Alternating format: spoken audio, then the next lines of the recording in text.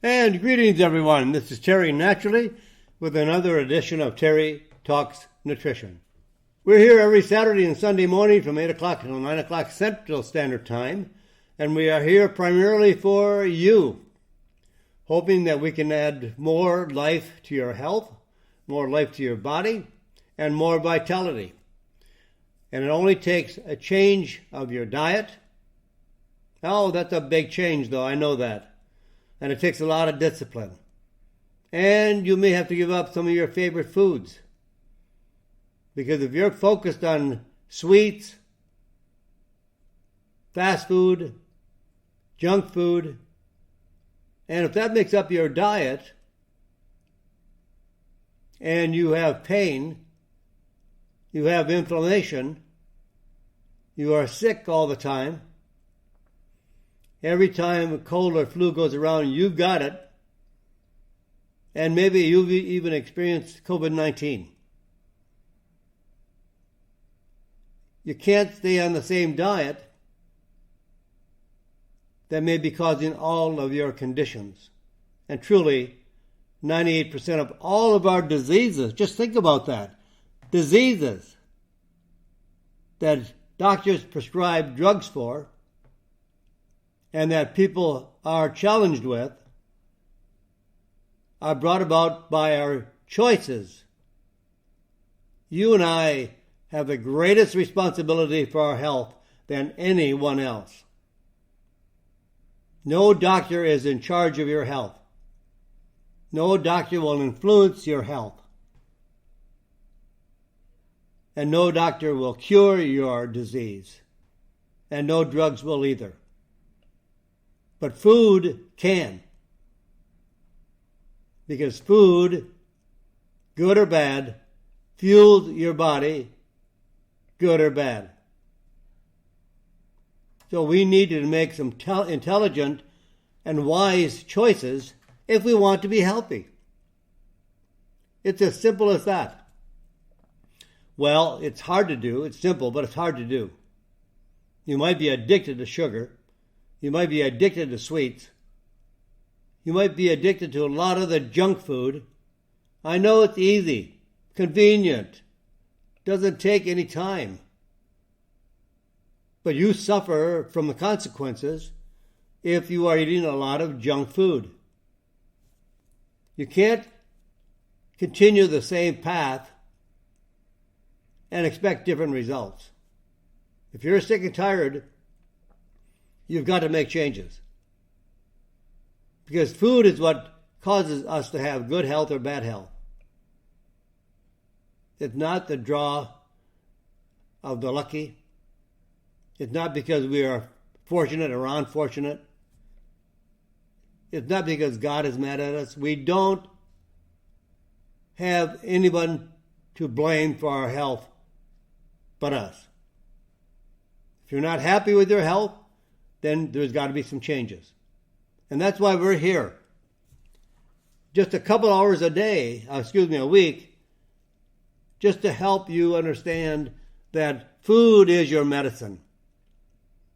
For millions of years, the diet was primarily proteins and fats. Yeah, fats. Animal fats. Butter, cream, lard. Animal fats. Some vegetables. Low sugar fruits. And in those days, they weren't genetically modified. They weren't made to be sweeter. They weren't made to not bruise, not spoil. But everything today is how do we make it sweeter, better, last on the shelf longer. Because today food is grown for profit, not for nutrition. And nature provides it for nutrition. Don't change it. It may not be as pretty. It may have worms. But eat around the worms. If you're eating an apple, it should have worms. Sorry about that.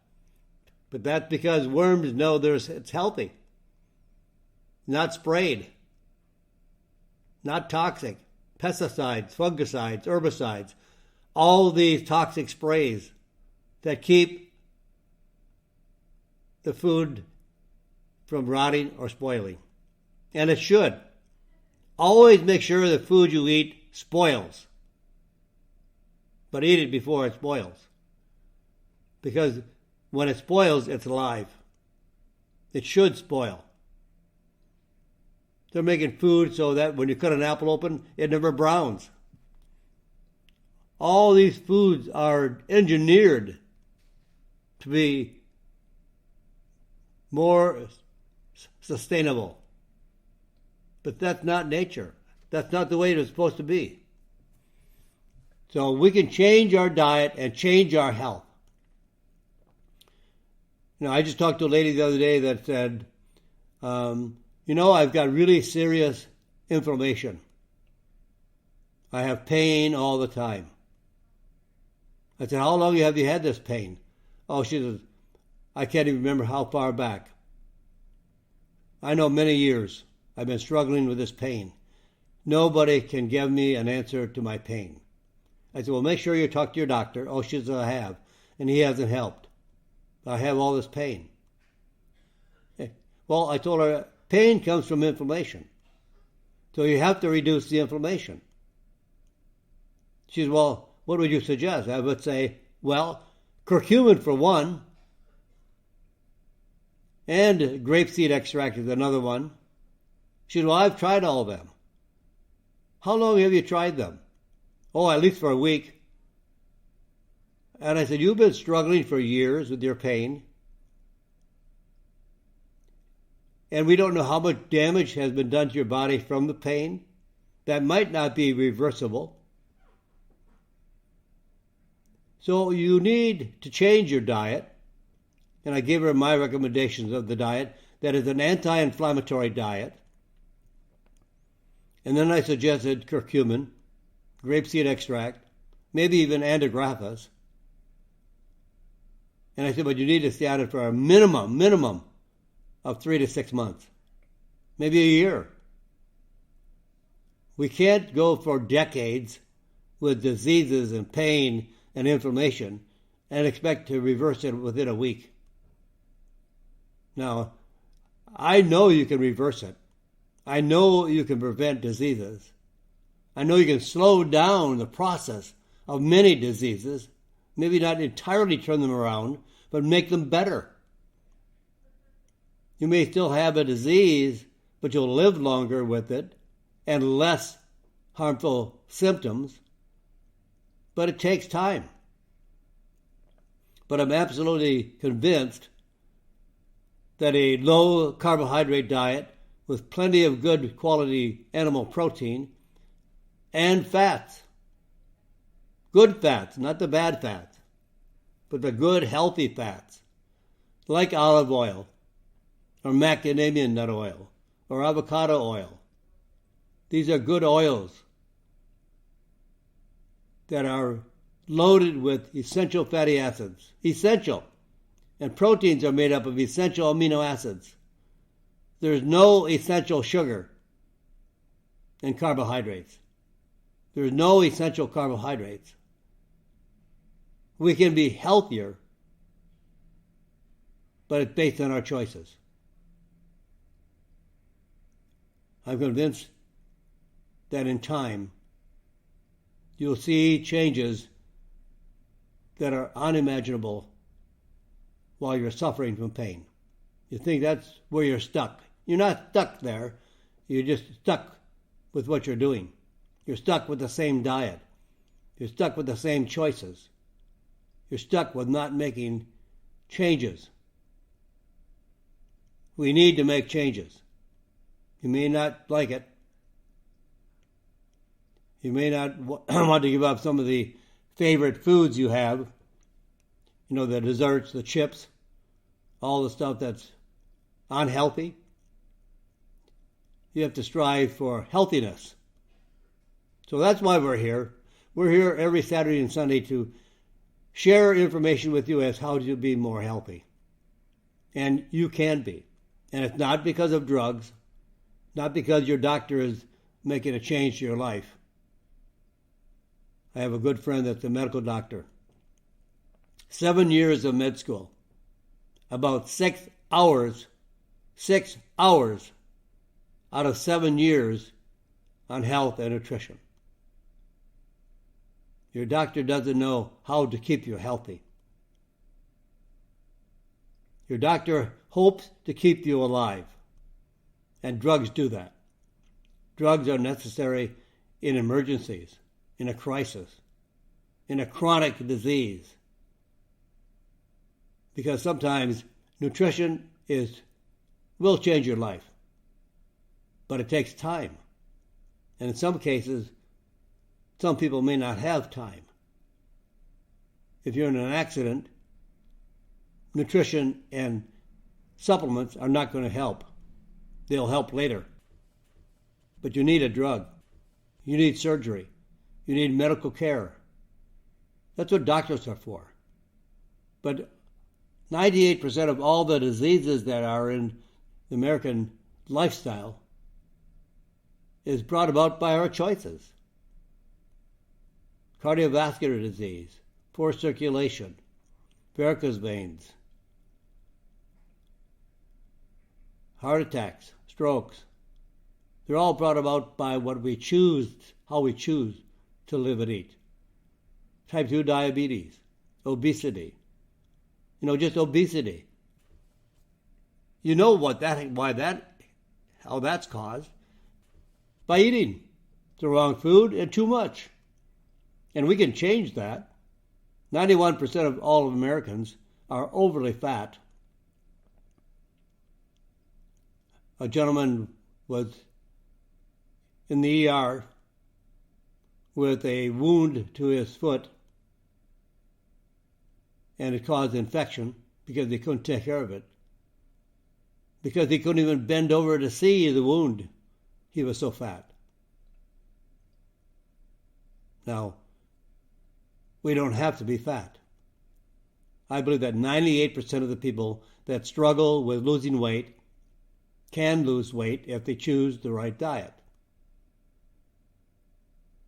There might be some, and I would say about 2 to 5% of those that are overly weight, overly fat, obese, is due to hormones being out of balance.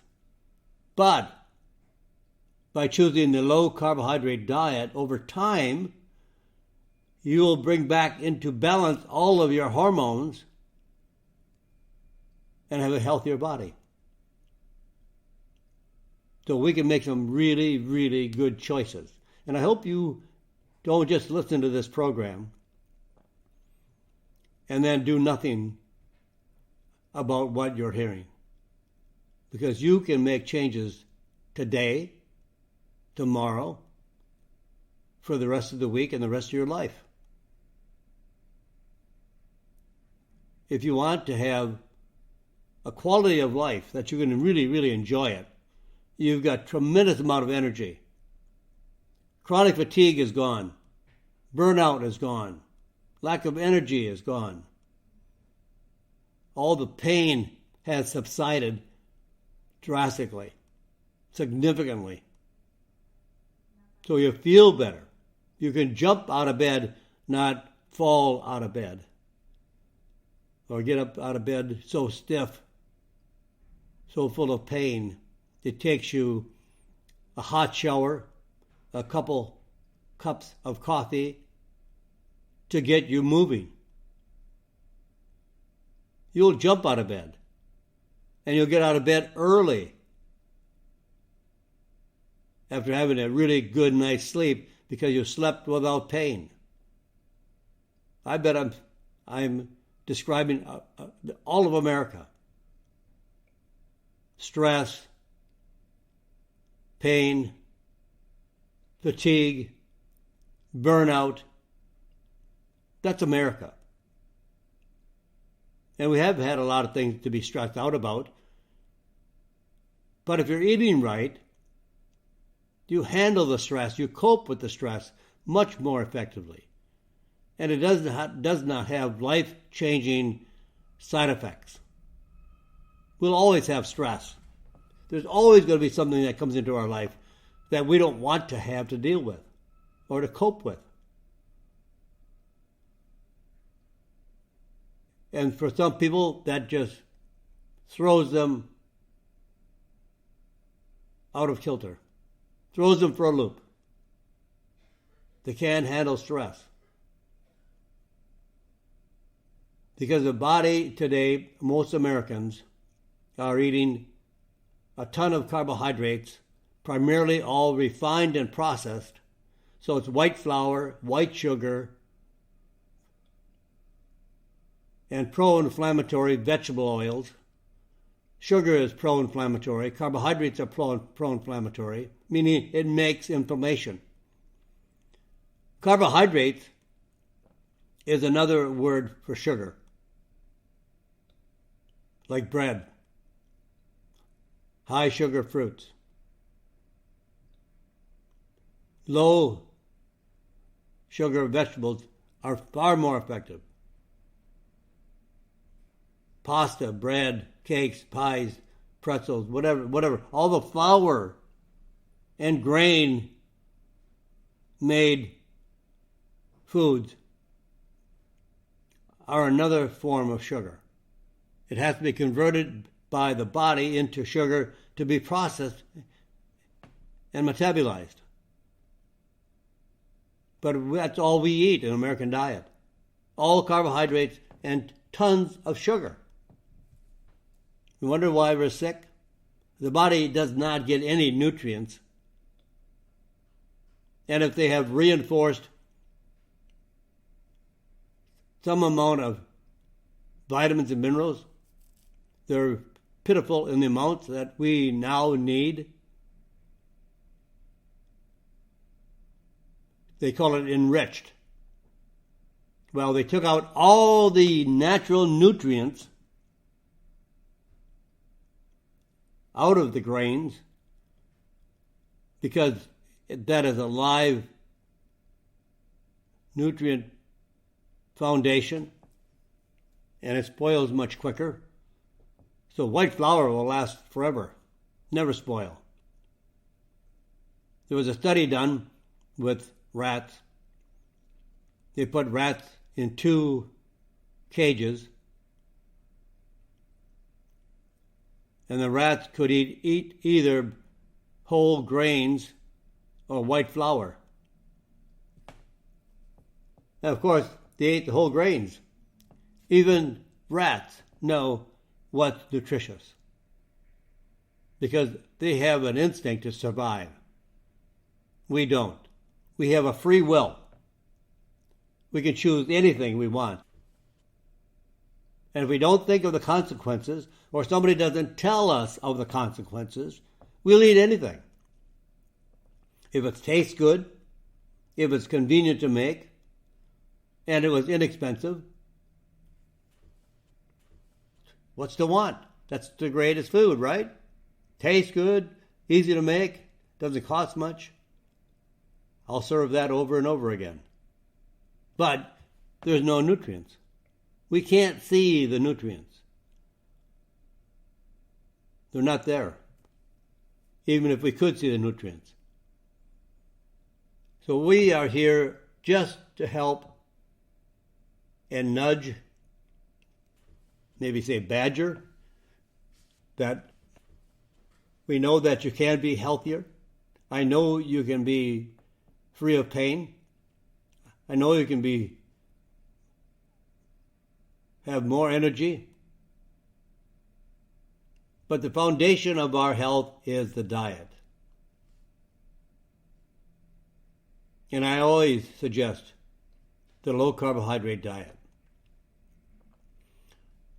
such as the ketogenic diet, the paleo diet. And I read an excellent book by a German doctor.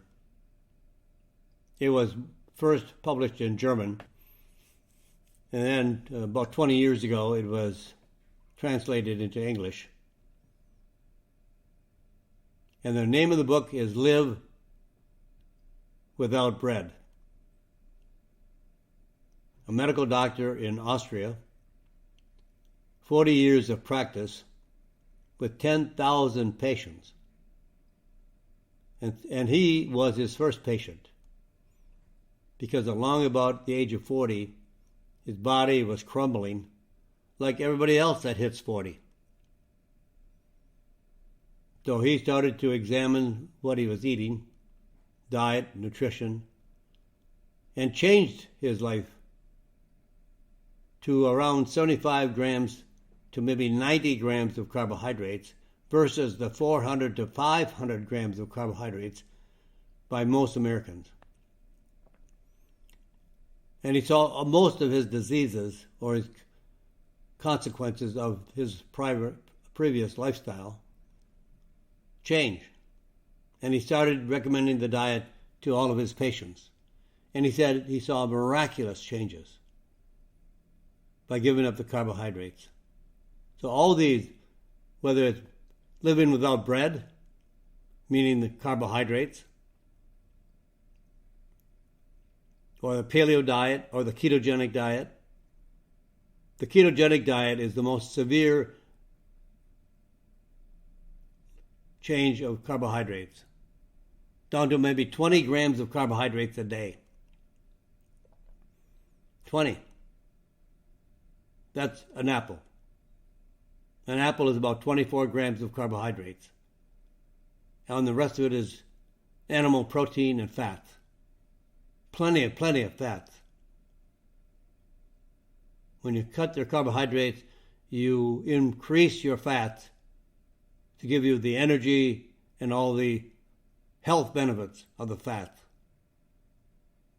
Not the vegetable fats, because those are the pro-inflammatory. They make inflammation in the body. Omega-6 fatty acids are pro-inflammatory.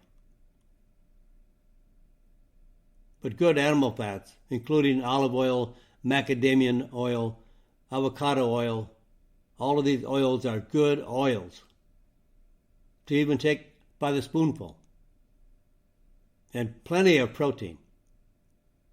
Most of the diets recommend about a gram of protein per pound of body weight. So if you weigh 150 pounds, you should have 150 grams of protein per day. Most people don't get that, especially the elderly. Breakfast for the elderly is a slice of toast with jam and a cup of coffee. Nothing. It's all sugar. That's why they lose all their muscle strength, all their muscle tone. They can't get out of a chair. They need someone to take their arm so they walk down the hall of the nursing home or go to the doctor. They can't even get up the curb crossing the street because they don't have the strength in their legs. Changing your diet will change all of that, including your muscle tone. But it's hard for those people that I would say are very, very sick, that have cancer, MS, Parkinson's disease, or ALS, or all of those other neurological diseases, Alzheimer's disease. They should be on the ketogenic diet because that is going to be the fastest, most sure way to get results. But 20 grams for most people is quite restrictive. So those people that are mostly healthy and have some conditions that they want to change, but they're getting around. They're okay. They have pain, they're tired, exhausted, they have burnout, they might have type 2 diabetes, not life-threatening at the time. So they may not want to restrict their carbohydrates as significantly as they do on the ketogenic diet. So somewhere about 75 to 90 grams of carbohydrates for most people, and that you can live with. It's tough to live with 20 grams of carbohydrates daily. And if you want to lose weight or you'd like to lose weight, there is no surer way to lose weight than cutting out your carbohydrates. You can have all the protein you want, all the fats you want, some vegetables that are, especially those that grow above the ground because they're not starchy. Those that grow in the ground are high in starch, like potatoes, beets, carrots, and then they turn into sugar in the body. starches convert to sugars. So you don't even have to count calories. You don't have to measure portions. You can have as much food as you want, or the foods that you are allowed to have on any one of the diets.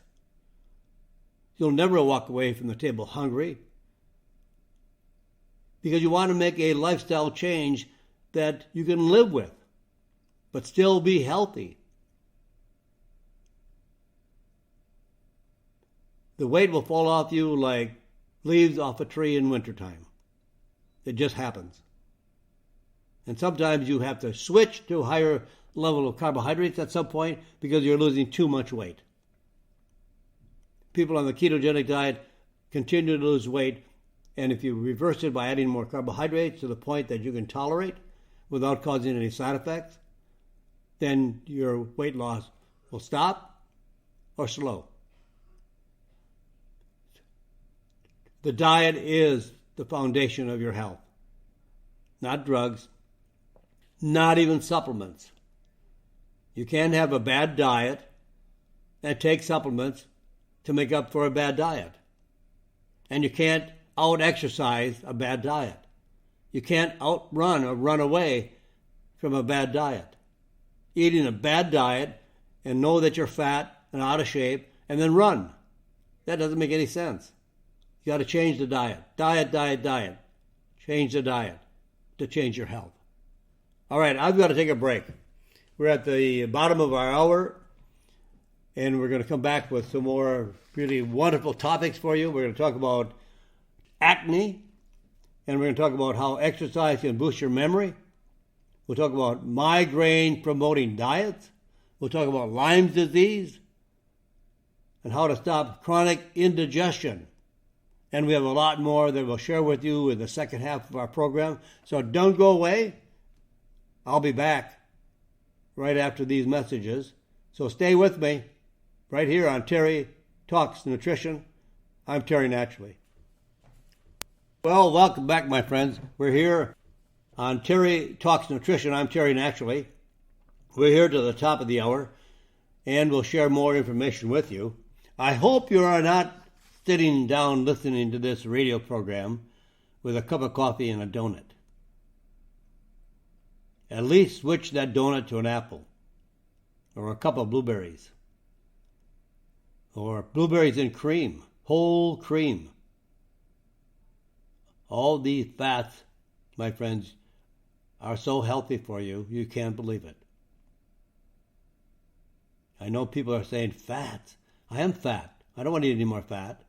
Or my doctor told me not to eat fat because I would have a heart attack. Doctor, prove it. There is no proof to that. There's no science to that. People have been brainwashed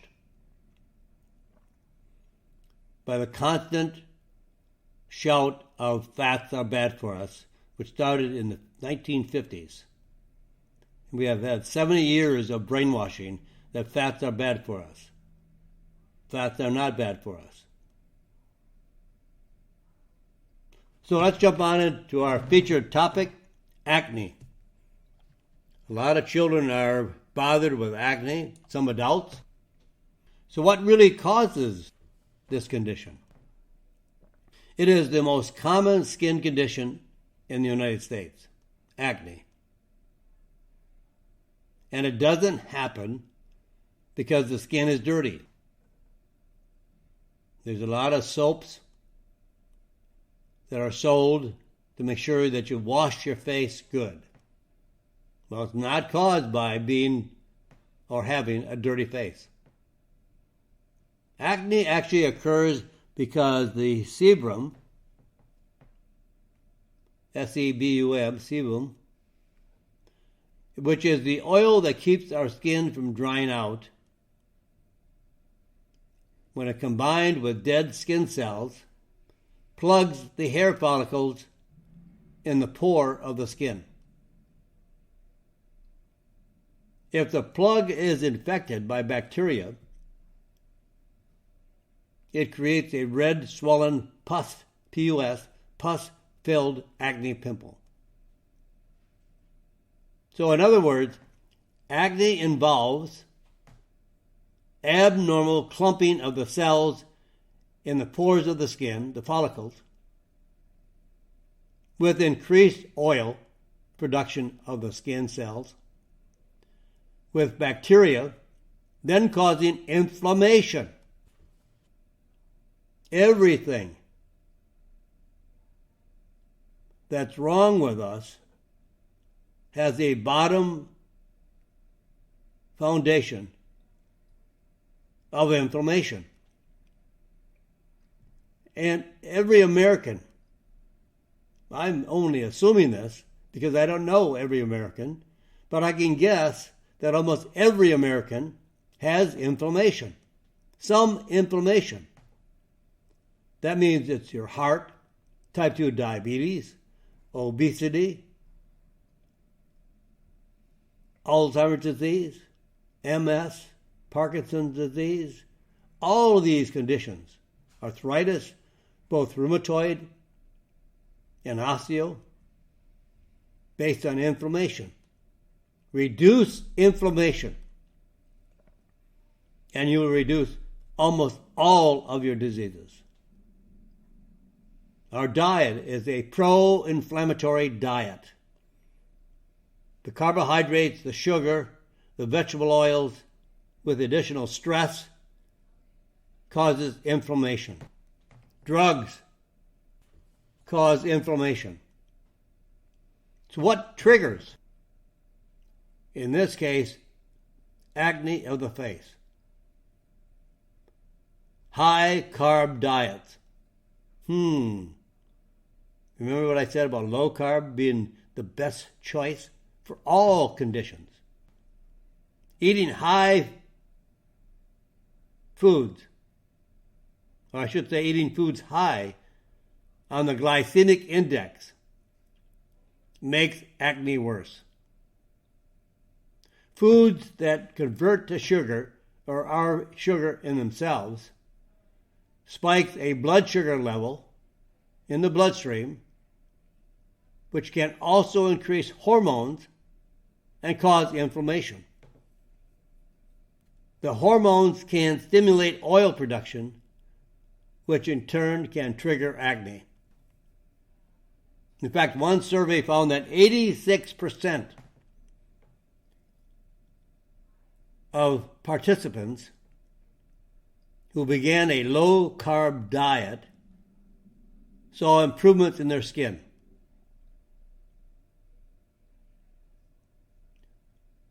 Other than the high-carb diets, which I believe is the number one cause of acne, we also want to deal with stress. When we have stress, there are two hormones from the adrenal gland that act together. They're in concert with each other. So when one goes high, its opposing hormone goes low. So when you have a lot of stress, the hormone called cortisol,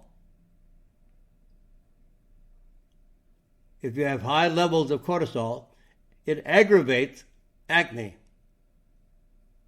And one study found that college students, and mostly you see acne in younger people, high school, college, hormone related, and also they're all on carb diet, high carb diet, junk food.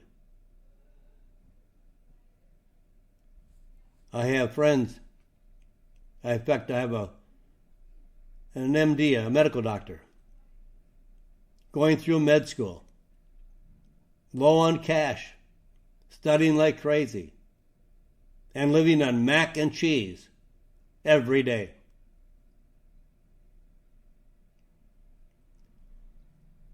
That's the life of college students in many cases, and many high school kids are eating a lot of junk.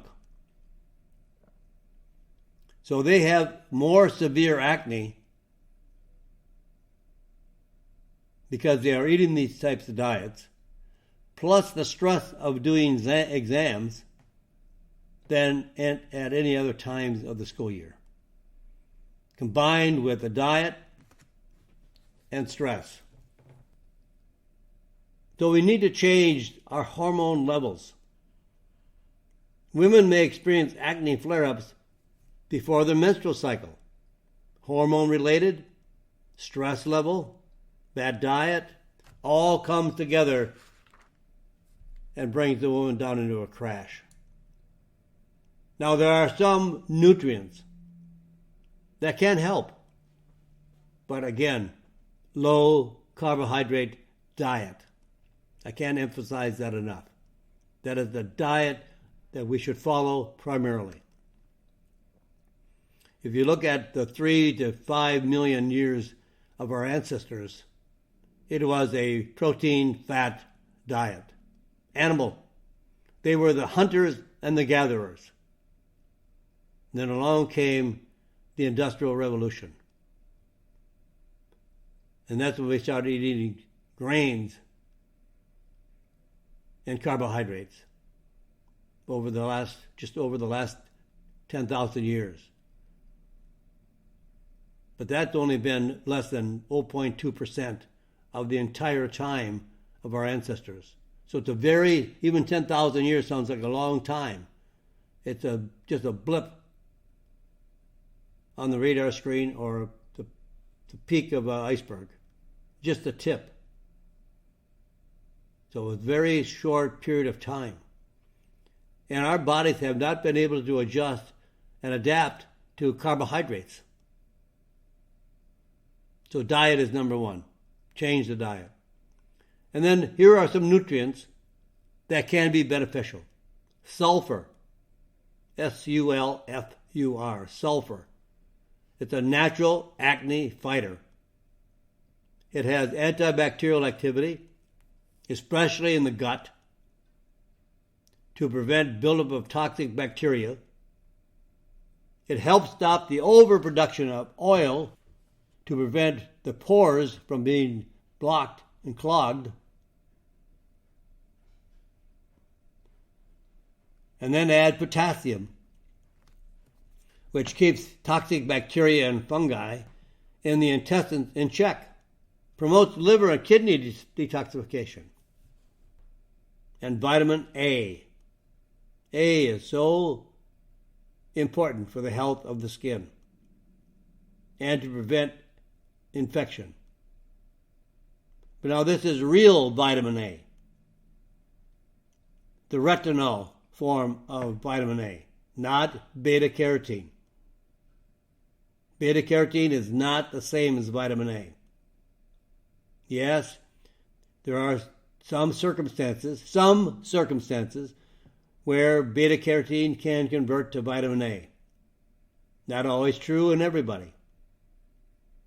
Some are easier, people are easy converters, some are not easy converters. You can't rely on beta-carotene for your vitamin A. But real vitamin A, the retinol form, stops the buildup of dead skin cells which can clog the pores. And it's required to stop inflammation and infection, and required for the immune system, and stops the bacteria, which is linked to the acne breakout. And then zinc. Zinc is so important for the skin. If you ever look at your fingernails and you see white spots on your fingernails, that is a sign of a deficiency of zinc. Zinc is important to building healthy skin. One study found that people with the lowest zinc levels were most likely to have acne flare-ups. But we can also add vitamin C, pantothenic acid, vitamin B6, chromium, and then burdock is a plant, herb, that has very healing benefits for the skin. And then boswellia for reducing inflammation. So this would be a good program for those that are dealing with acne. But there are other steps that we really should pay attention to minimize acne. And I'm going to say it again. Eat a low-carb diet. In a recent study of teenage boys, those following a low-carb diet, that's all they did. Change the diet. Got rid of all the carbohydrates, and they followed a low-carb diet. They had a 50% reduction in acne breakouts. Now, I'll bet you $1 those are better results than your doctor could provide for you with drugs. Diet is better than drugs. Versus those eating an unrestricted high-carb diet. Eating a high-carb diet is what's causing the acne. So when you take drugs or even adding supplements which are going to help, drugs are not going to help, but actually supplements can help, but not if you're going to continue to eat the same garbage. You know the old saying, garbage in, garbage out. And then you have to manage stress. But you'll manage stress much, much easier when you adopt a low-carb diet. So that helps you manage the stress. And then, possibly, take the adaptogenic herbs, which include rhodiola,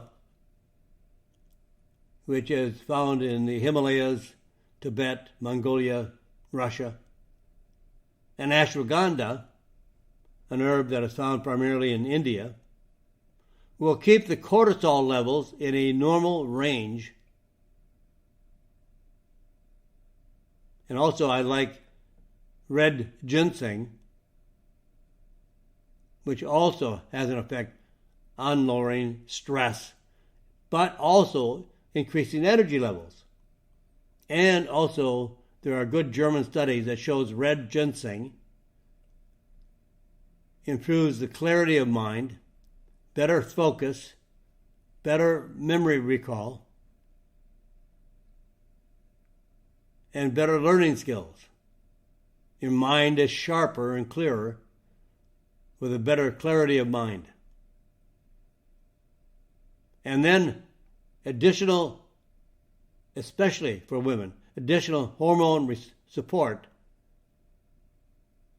with a supplement called DIM, D-I-M. DIM is a compound extracted from broccoli. And it has an effect on balancing the hormones of the body, especially in women. Not a lot in men, but women have a huge impact from DIM. In fact, I would use DIM and curcumin together. Combination makes them much more effective. Okay, let's throw some exercise into this mix. How exercise can boost your memory. How to improve mental function with exercise, aerobic exercise.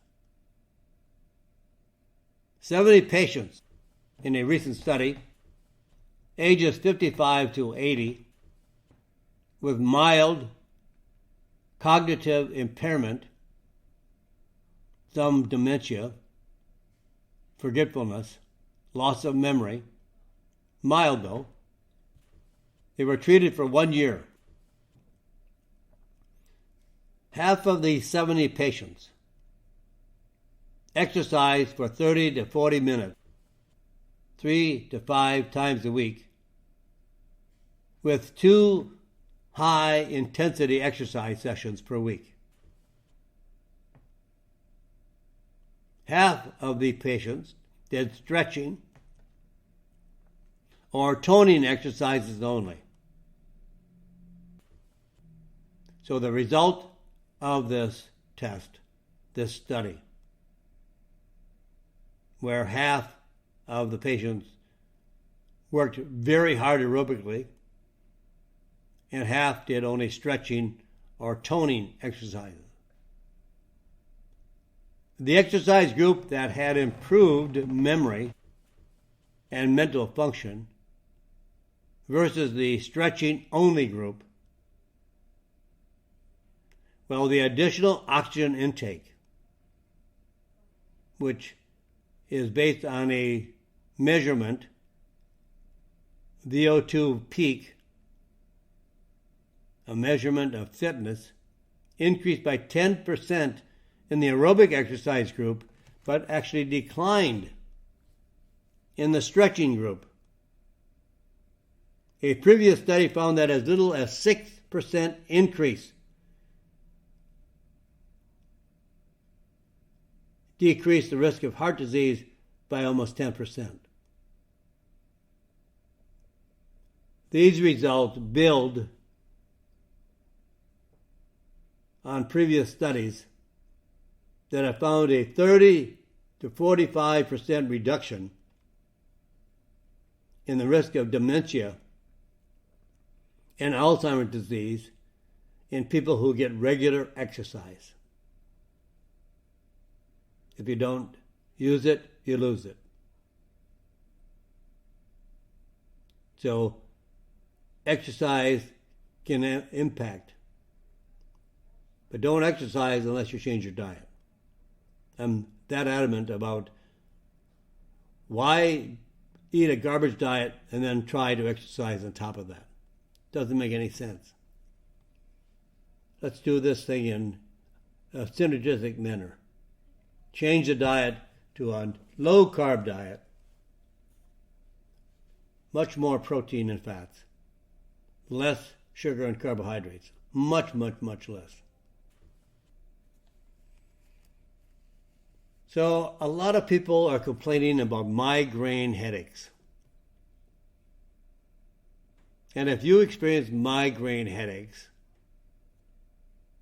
you may want to change your diet.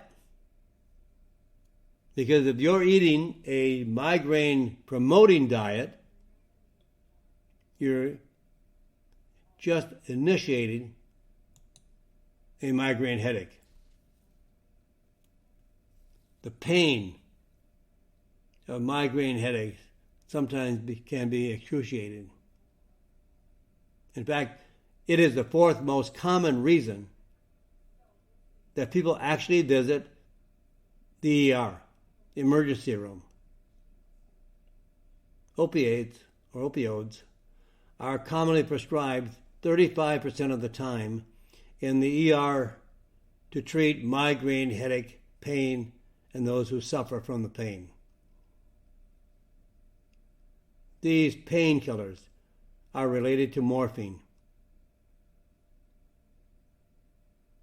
but have many adverse effects,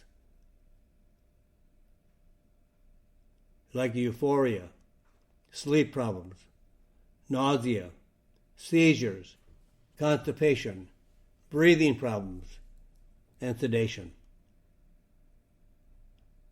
and addiction. Tolerance develops after 2 weeks of continued use, with a 35 times reduction in potency. Tolerance leads to increasing frequency of use, and then the individual is dependent on these painkillers. And there are many good painkillers that are natural, that you will not get addicted to, that do not have side effects. I highly recommend a good combination of pain-relieving natural nutrients like curcumin, boswellia, and black sesame seed oil. These three nutrients in a soft gel capsule have a greater relief of pain without the side effects. Much better results with little or no adverse events. Now, the best lifestyle change to reduce migraine headaches, migraine risk, is what? Diet. The root cause of migraines is inflammation. Here we go. Inflammation again. Every condition is an inflammatory process. And inflammatory foods, there are foods that cause inflammation in the body. And these inflammatory foods increase migraine risk and frequency of headaches. A low glycemic index diet, such as the ketogenic diet or the paleo diet, can drastically reduce the risk of migraine headaches. Comparing the effects of a standard low-calorie diet of carbs, fats, and protein versus a low-calorie ketogenic diet, which is fats and protein with little or no carbohydrates, in 35 people with chronic migraine headaches, 74% of the people on the ketogenic diet had at least a 50% reduction in migraine frequency versus only 6% of the people in the standard low-calorie diet group. So we can have fast pain relief. Fast pain relief from all types of pain. As I mentioned, curcumin, boswellia, blended with black sesame seed oil. 1,000 milligrams of these 3 ingredients in a blend once or several times a day, which is a combination worked as quickly and as effectively as OTC drugs for pain relief in a recent clinical trial. Now, if you want more on how to relieve migraines and other types of pain, look for my book. Dr. Jan McBaron and I wrote a book on how to relieve pain without side effects. Dr. Jan McBaron, MC, B-A-R-R-O-N, Dr. Jan McBaron, co-authored this with me as an ebook or a paperback on Amazon. The way to find it quickly is just search for my name, Terry Lemerond. I'm not always Terry naturally. I really do have a name. Terry Lemerond, Lemerond.